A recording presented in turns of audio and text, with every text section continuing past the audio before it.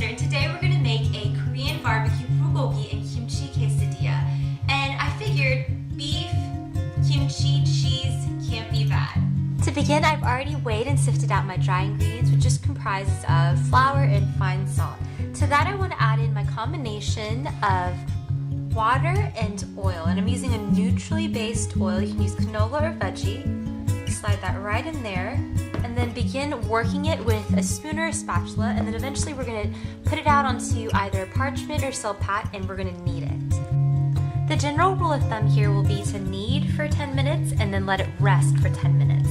And if you find it to be a little sticky because it's a little warmer in your house because of the heat or the temperature outside, just add in a little bit of flour, but you don't want to add too much because then it'll be too dry. The finished product will be too dry, and you want a very moist and tender dough. So kind of bring it towards you and then kind of push it away.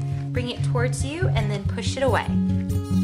After your 10 minutes has elapsed, and by the way, it gives you a perfect opportunity to eat a cookie or 4, you want to take your rested dough and divide it. You want, basically it'll yield about 8 little dough babies, so cut it in half and then take this portion and cut it in half again,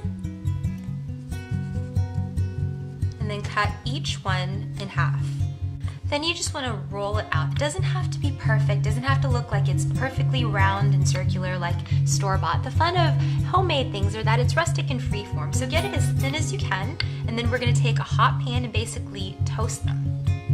On a greased pan, you want to lay each sheet down individually, and it'll start bubbling up, and you want them to be as thin as possible. And if you want to invest in a tortilla press, by all means do, but I'm a very minimalist creature.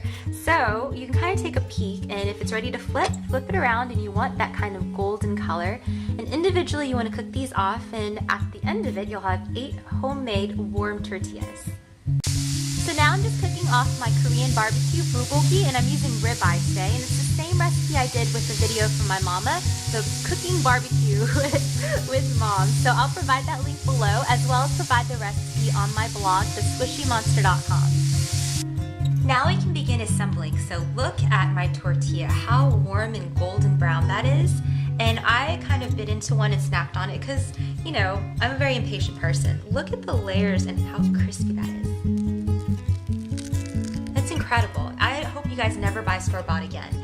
So all we have to do to assemble is take our tortilla and then drape on some of that Korean barbecue and give it a healthy portion with the onions and the mushrooms. Sometimes I like peppers in it, but use whatever you have.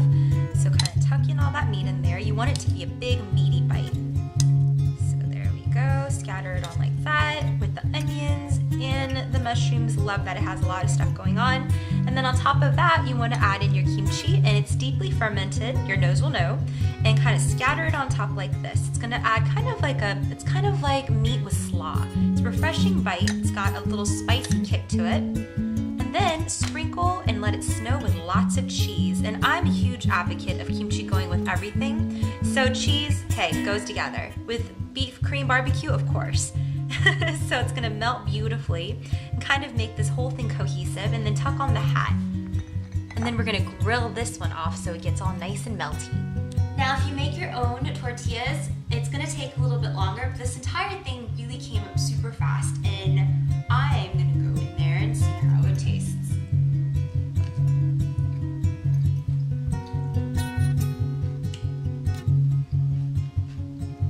That is crunchy, savory, smoky, spicy, and gooey.